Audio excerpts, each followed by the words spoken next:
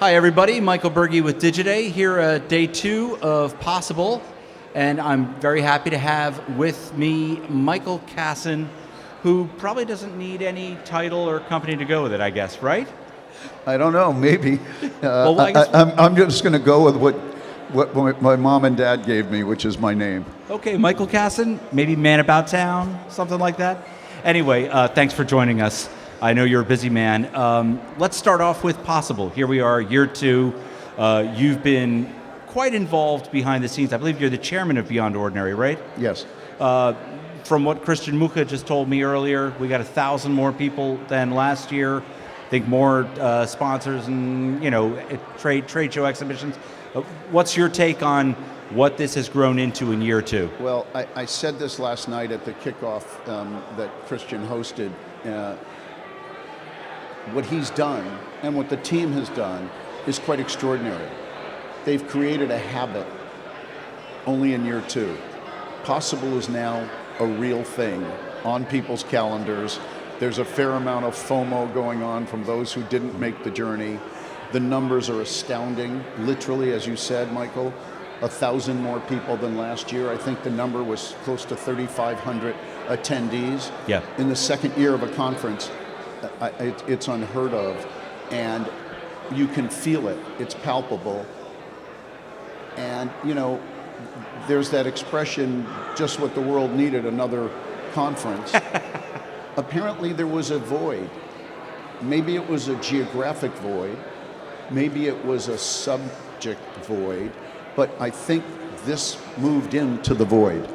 What would you say is that void? How would you identify the void? Was it geographic? Was it topic? Was it some unique bouillabaisse of I think it's tech? both. I think having something here in Miami, but in the U.S. is important. Yeah. That doesn't diminish or underrepresent the importance of things that happen across the ocean in France. Which is something that's very dear to your heart. Very dear to my heart, continues to be. And what I would say is the idea and the impact that the MMA as a partner in Possible has been critically important. Yeah. Because so often a conference or an exhibition like this can become too many sellers, not enough buyers. And what I think Possible has done has brought a really good mix of both. Obviously, there are people here selling their goods and services. Sure. But there are also a fair amount of people who can actually buy them. And you've got the marketers here. And when you get the marketers, it's no different than the progression that happened in Cannes. Yeah. If you look at Cannes, just to switch for a moment, I look at the lesson in Cannes differently because I did have something to do with it. Whilst Cannes Lions is 71 years old this year, last year I made a joke at the Lions. I said, I've gotten used to being the oldest person in most meetings. But when I found out I was older than the Cannes Lions last year, I thought, that's pretty fucking old. But when I first went to Cannes, it was what it should be and continues to be, a celebration of creativity. Right. And a festival of creativity. It still is. I think what I've been accused of is building a conference around a festival of creativity. And that's kind of what I think I did in Cannes, because when I got there, it was just creative. There was no media. Right. There was no digital. There was no air tech. There was no martech. It was just creatives celebrating their work, getting pissed drunk at the gutter bar. And, as one of the Holdco CEOs told me, Michael, you ruined this. I said, why? He said, because it used to be where I did all my recruiting. He said, everybody got drunk and I could go recruit from the other Holdcos. I said, well, that wasn't exactly what I was going Right, that after. wasn't your aim going into it. But that's the beauty of Cannes, and Possible has an opportunity to be a mini version of that. Yeah. In that you bring all the right people together. And to get it right at an earlier stage instead of 65 years in. And you did the same thing with CES, too, by adding the C-Space, which brought marketing and media to tech. So a little secret, Michael, is CES was where it started. The first event that I ever did, and I would guess that MediaLink became rather famous for a few things. But one, I think that I'll take a bit of credit for, is the convening power. And that's a word that will be important when I look forward in terms of my life. That's an important gene. Yeah. And that gene will continue to be realized. But what the convening power did and it's happening here. If you remember, Michael, because you were in the industry, the joke was... Almost as long as you. Yeah. The joke was when I realized it that first time, I made one phone call like anybody would in this industry. I called Erwin Gottlieb and I said, Erwin, why are we not here? Yeah. This should be media. Yeah. And then we came. And then digital came. Yep. And then hats off to Jim Stengel, he brought Procter. And when Procter came, everybody all the brands came. followed. Yeah. That was the progression. Same thing here. This time it's not a Procter, this time it's the MMA and the brands, and that's what will make this conference continue to be great. Wow, thank you. That's a good walkthrough of kind of these main tentpoles that our industry really relies on for knowledge sharing and networking. Let's talk a little bit about other things going on in your life. It's been a bit of a tumultuous several weeks. Can you give us any sense of what the future holds for you and where things stand regarding your former employer? Yeah, I can't get in a discussion that touches on, we're in the middle of a bit of a firestorm, and so and Michael, I'll remind you and our listeners, I'm a lawyer as well, so I understand both the ins and outs. Let it suffice to say we're in a rather noisy contract dispute.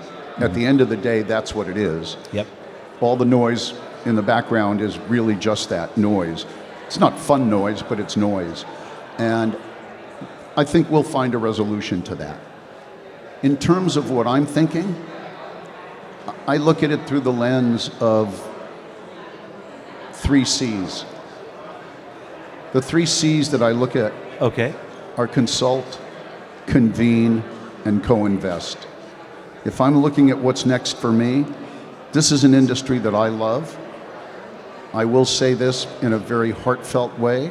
It's an industry that over this last tumultuous month has shown me unbelievable support. And, that must mean a lot for you, I'm sure. I'm putting my right hand on my heart as I say that because I'm very thankful for it. Yeah. It's been extraordinary. And, that's always reassuring. I love doing what I do is something that I still enjoy. I'm fortunate I don't need to, but I've been fortunate that I don't need to for some time. Yeah. That being said, need can be driven by a lot of things. It doesn't always have to be financial. Right. There's emotional need, there's intellectual need, there's spiritual need. Those are the needs that I'm satisfying now. There's even a power need too. I mean, you strive to be graceful in the execution of your power, but I think no one would argue that you're one of the most powerful people in the business. So it's interesting, Michael. So how much does that motivate you? Okay, let me. It's you asked a great question, and I will thank you and tell you a story because I'm a storyteller. Yes, you are. A few years ago, when I was making a decision, I had a milestone birthday. I was turning 70. I'm 73 now, but I was turning 70, and I was deciding if I wanted to continue. That was around the time I was making the decision to buy MediaLink back in its current iteration. A friend of mine, a banker, said, Michael, let me ask you to stack rank the following 3 things, the following 3 words: power, money, and autonomy. And I said, I'm going to edit your question. He said, what's my question? You can't edit it. I said, yes, I can. I'm going to edit it because I don't know what power means. That's an amorphous term to me. I want to change it, and I want you to ask me to stack rank these 3 words: relevance, money, autonomy. I'll leave your other 2 alone. Power, I don't know what that means. Relevance is something that's really important to me. So to me, that's power. Okay. That's the trade. What I said to him was, he happened to have been the banker who sold the company for me the first time. So I said, you know that, thank you, money is not number one to me now, okay? Right. Been there, done that, thankfully. Thank Yep. you, I said to the banker. I said, autonomy, I guess maybe this takes on a different meaning right now, but autonomy's never really been an issue to me. I've generally been the boss. I've generally been the employer. Yeah. But even when I wasn't the employer, I think like the employer. I haven't had that many jobs in my life. True. I don't currently have one. There you go. But the truth is, I put that as number 3. I put relevance as number 1.